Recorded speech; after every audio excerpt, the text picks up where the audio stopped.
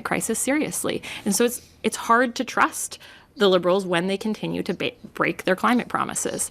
We need a strong climate policy that invests in Canadians, that makes their life more affordable, that makes life easier, because that's what climate solutions do. When you have energy efficiency in your home, when your home is less drafty, less cold, when you have a government that provides heat pumps to low and middle income Canadians, that makes a difference for them. When you create public transit infrastructure, that makes a difference for them. And we could be using the billions of dollars that is being handed out to big oil and gas companies to invest in those very climate solutions. We could be making oil and gas CEOs pay what they owe and putting that money into making life easier for Canadians. Hello, ladies and gentlemen. Welcome to Alberta News and Views. The crazies are out in full force today. I don't understand these Liberal NDP MPs at all. I can't see where they're coming from. These environmentalists, these activists, these socialists, these narcissists, they insist on going after the oil and gas industry in Canada, thinking that if they tax the shit out of them and get billions of dollars in revenue, it's going to change the weather in Canada.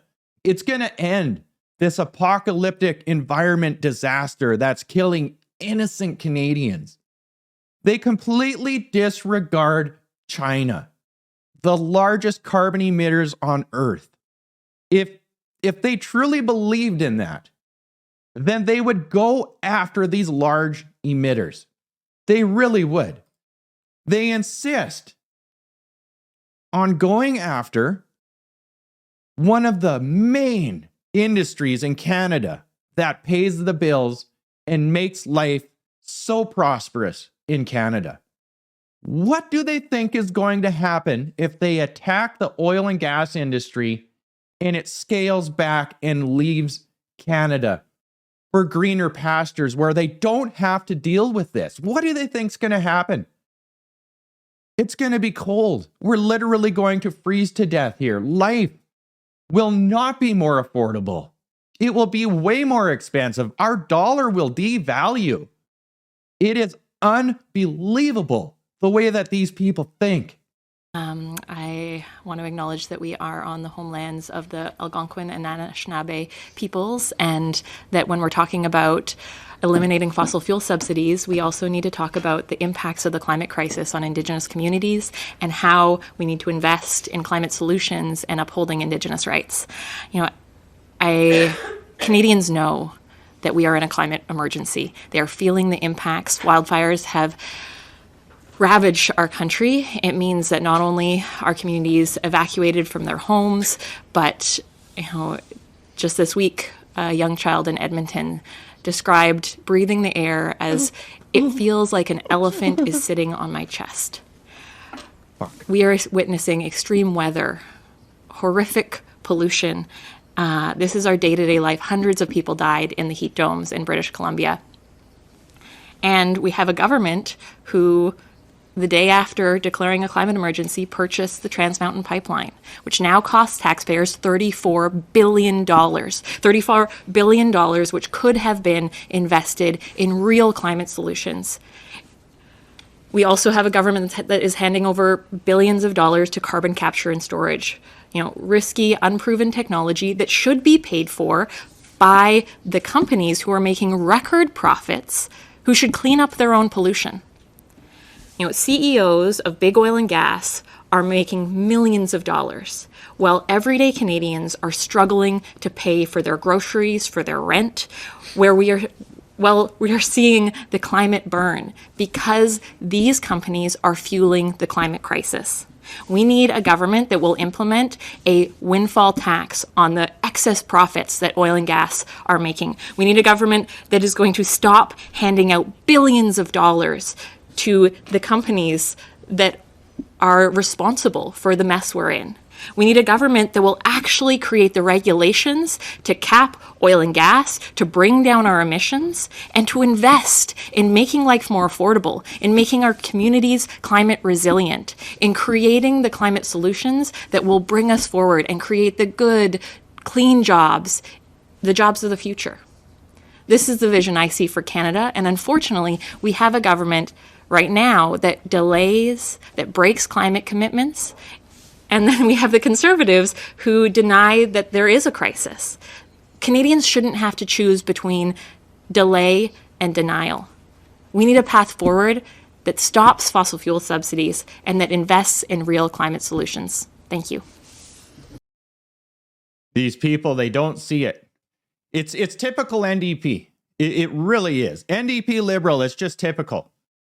Where are you going to get the money? She's like, oh, we could have used that billions of dollars and invested it into Canadians. Those billions of dollars wouldn't have existed. The money wouldn't even be here if it wasn't for oil and gas.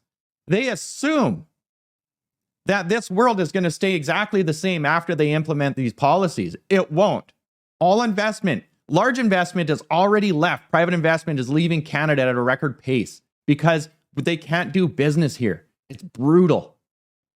I have to show you something here real quick. When I can't stand it, she's gaslighting.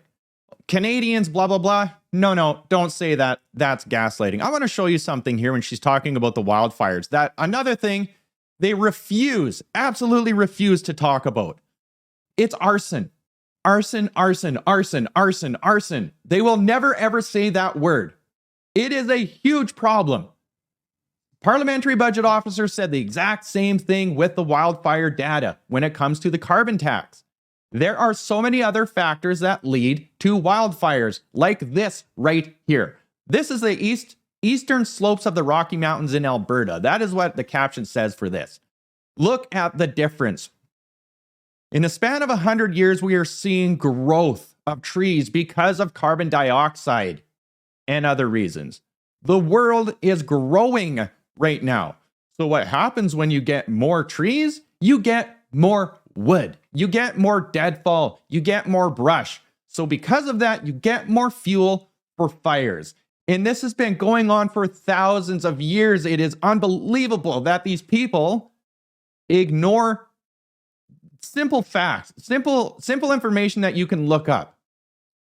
Because of their insanity, they are making it even worse, which is what they're going to do right now if they ever got their way with taxing the industry that pays the bills.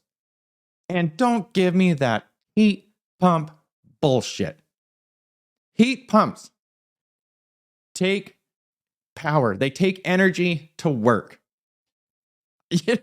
You know what? I'm not going to get into the stupid heat pump argument again. They use a lot of energy, and when it gets really cold, like it does here, they take a lot of maintenance, they take a lot of manufacturing, they're piles of shit, and they don't work as well as a high efficiency natural gas furnace. Clean and cheap natural gas. The only way that we will overcome pollution and the way that we do things in Canada is with technology, the way it has always been. And I'll end this video, my rant, with one more fact that these people, these liberal NDPers, always disregard is themselves. They always say, we need to go after those greedy CEOs. No. You are greedy with your giving yourself a raise while all of us are starving. You have your retirement while rejecting and not allowing me to have my own retirement in Alberta. Oh no, you can't have that. So you get your retirement, your ridiculous wage, you barely work throughout the year. You still drive your SUVs and you fucking jet all across the planet on my dime. You are the problem, not these greedy CEOs. Follow me on Substack and Spotify. All of you out there, like, share, and take care.